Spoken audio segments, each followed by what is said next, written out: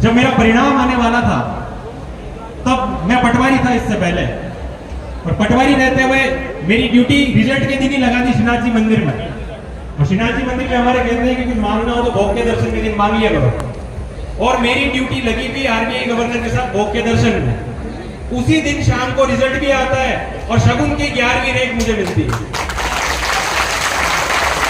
ये है आपकी श्रद्धा।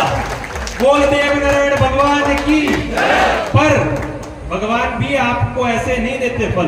आप अगर घर पे बैठ के सिर्फ अगरबत्ती लगा रहे हैं और घर पे बैठ के हाथ जोड़ के बोल रहे हैं हे भगवान मुझे पास कर देना, और मेहनत नहीं कर रहे हैं तो नहीं होगा।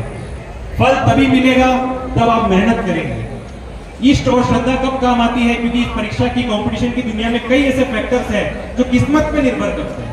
आज हम यहाँ हैं तो हमारे साथ मेहनत के साथ 2% किस्मत का भी रोल होगा, और वो किस्मत किसका साथ देगी? जिसका आत्मविश्वास और जिसका इष्ट मजबूत होगा। तो मैं यहाँ से आप सभी लोगों को एक ही संदेश दूंगा, आज ही अपना लक्ष्य निर्धारित कर लें। यदि आप वास्तविकता में मुझे अपना बड़ा भाई मानते हैं और यहाँ से एक सीख लेकर जाना चाहते हैं, आज ही जितने बच्चे यहाँ पर उपस्थित है अपना लक्ष्य निर्धारित करें, अपना रास्ता चुने, गाइडेंस लें अच्छे लोगों से, और अपने माता पिता की ओर देखकर चले कि वो इतनी मेहनत हमारे लिए क्यों कर रहे हैं। और यहाँ पर आकर आप में से यदि 2 व्यक्ति भी IAS RS में टॉप कर जाएंगे तो हम समझेंगे कि हमारा यहाँ आना सफल हो गया। खासकर हमारे समाज की बेटियां, हमारी बहनें, क्योंकि मैं हमारे क्षेत्र में भी देख रहा हूँ वो और आगे निकल रही है, जो हमारे लिए गर्व का विषय है। तो मैं कहना चाहूंगा कि बच्चे भी जो हैं अब आपका कंपटीशन आपस में करिए। हमें सिर्फ अब MBC कोटा को टारगेट नहीं करना है, हमें टारगेट करना है कि हम जनरल की सीट लेकर सेलेक्ट होंगे। हम अपने भाई बहनों की सहायता करेंगे और सिर्फ सेलेक्ट होकर बैठेंगे नहीं, उन्हें आगे मार्गदर्शन देंगे, उन्हें प्रोत्साहित करेंगे। इसी के साथ अधिक समय नहीं लूंगा, मेरे और भी साथी यहाँ उपस्थित हैं, सभी को सादर प्रणाम। और ये प्रेम सम्मान ये मैं ना भूलूंगा, मैं यहाँ से आखिरी बार जा रहा हूँ, यहाँ बार बार आने के लिए और ये प्रेम पाने के लिए आ रहा हूँ। और आप सभी के बीच हमेशा आता रहूंगा, आपके बड़े भाई के तौर पर, आपके छोटे भाई के तौर पर। कभी भी मुझसे किसी भी तरह की जरूरत होगी, सहर्ष में देव नारायण भगवान के आशीर्वाद स्वरूप उसे लेकर आप सभी के बीच उपस्थित रहूंगा। बहुत बहुत धन्यवाद, बहुत बहुत धन्यवाद।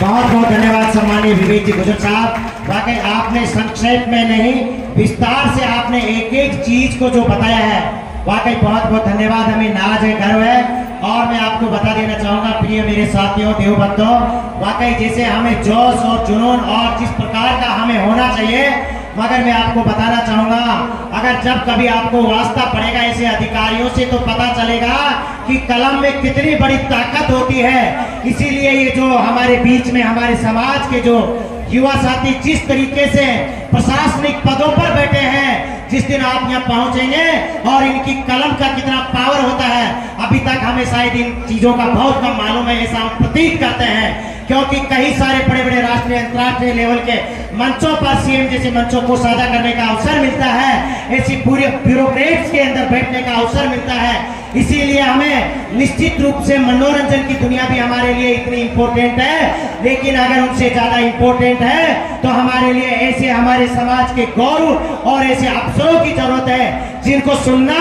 और उनके बताए हुए मार्गदर्शन पर हमें चलना चाहिए। और फिर मैं पुणे से लाइट वाले भैया से आग्रह कर रहा हूँ, इधर आप कोई जाए नहीं, इधर कुछ तार नंगे पड़े हुए हैं, इसलिए लाइट वाले भैया आप लाइट को आकर के अतिशीघ्र देखें।